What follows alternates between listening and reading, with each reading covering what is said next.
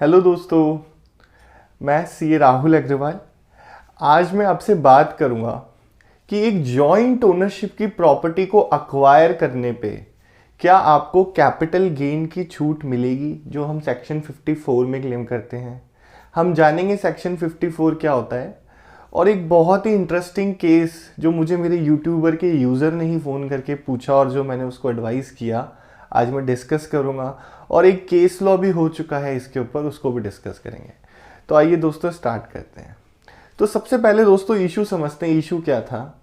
तो बेसिकली मेरे एक क्लाइंट है राम, उन्होंने एक प्रॉपर्टी बेची और उस प्रॉपर्टी को बेचने पे उनके ऊपर कैपिटल गेन टैक्स की लायबिलिटी आ रही थी। उस कैपिटल गेन टैक्स की लायबिलिटी को बचाने के लिए उन्होंने एक नई प्रॉपर्टी एक्वायर करी जो जॉइंट ओनरशिप में थी। तो क्या उस जॉइंट ओनरशिप की जो प्रॉपर्टी थी जिसमें वो ऑलरेडी जॉइंट ओनर थे, उन्होंने दूसरे जॉइंट ओनर से वो प्रॉपर्टी खरीदी, तो क्या कैपिटल गेन की एग्जेम्पशन उनको मिलेगी? दोस्तों वीडियो में आगे बढ़ने से पहले मैं आपको ये समझाऊंगा कि ये प्रोविजन क्या होता है। दोस्तों इनकम टैक्स में एक प्रोविजन है कि अगर आपने कोई अपनी प्रॉपर्टी बेची है, तो जब हम अपनी प्रॉपर्टी बेचते हैं तो उस पर जो दोस्तों हमें गेन होता है, जो प्रॉफिट होता है, उस पर हमें इनकम टैक्स पे करना होता है 20% लॉन्ग टर्म के केस में।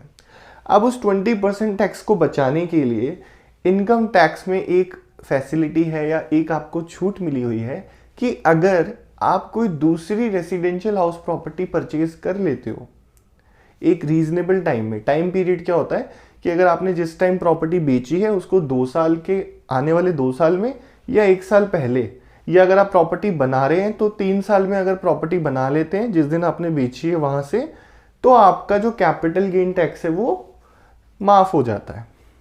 तो इस प्रोविजन को कंप्लाई करते हुए जो राम थे, उन्होंने एक प्रॉपर्टी को बेचा, उस प्रॉपर्टी पे उनको कैपिटल गेन हो रहा था।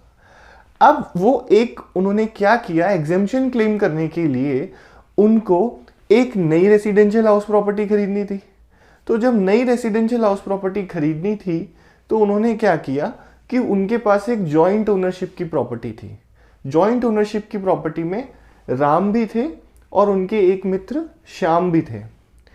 अब राम ने क्या किया, कोई दूसरी प्रॉपर्टी नहीं खरीद के एक ऑलरेडी जिस प्रॉपर्टी में वो जॉइंट ओनरशिप में थे, उन्होंने वो प्रॉपर्टी अपने श्याम से ले ली। और वो श्याम भी उनके रिलेटिव ही थे, मतलब उनके भाई थे। तो उन्होंने अपने भाई से वो प्रॉपर्टी जॉइंट ओनरशिप की जो थी, तो जॉइंट ओनरशिप का जो हिस्सा था वो उन्होंने अपने भाई से परचेज कर लिया पैसे देके, कंसिडरेशन देके।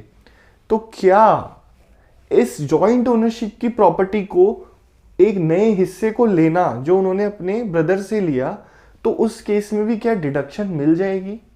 दोस्तों इनकम टैक्स डिपार्टमेंट ने इस डिडक्शन को डिसअलाउ कर दिया, ये कहते हुए कि ये एक प्रॉपर्टी, आपने कोई नई प्रॉपर्टी परचेज नहीं की है।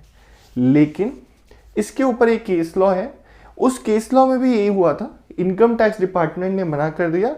लेकिन जब हम कोर्ट में गए तो कोर्ट ने ये कहा, कोर्ट का ये कहना था कि नई प्रॉपर्टी एक्वायर करना इंपॉर्टेंट है, उसके अगेंस्ट में कंसिडरेशन पे करना इंपॉर्टेंट है।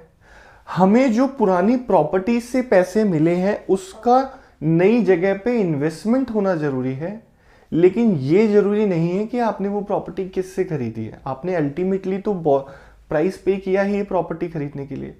तो कोर्ट ने ये कहा कि अगर आप किसी को ओनर से, या इवन अगर वो को ओनर आपका रिलेटिव भी है और आपने अगर उसको पैसे दे के प्रॉपर रजिस्ट्री करवा के कोई नई प्रॉपर्टी तो एक्वायर की है, कोई अमाउंट इन्वेस्ट किया है, तो आपको डिडक्शन मिलेगी। तो दोस्तों इस तरीके से राम की प्रॉब्लम को सॉल्व किया गया कि राम को कुछ इश्यू हुआ और हमने उसकी हेल्प की। इस तरीके का दोस्तों आपकी भी कोई प्रॉपर्टी का कोई ट्रांजैक्शन है, आपको कोई क्वेश्चन है, आप मुझसे 1-to-1 कनेक्ट कर सकते हैं। मैंने अपने नंबर आपको दिए हुए हैं, आप चाहें तो मुझसे 1-to-1 व्हाट्सएप पे कनेक्ट करें। मैं ज़रूर कोशिश करूँगा आपके क्वेश्चंस का आंसर करने की। और भी कोई आपकी क्वेश्चन है तो मुझे कमेंट बॉक्स में बताइए, मैं ज़रूर आपकी कोशिश करूँगा आंसर करने की। थैंक यू सो मच दोस्तों।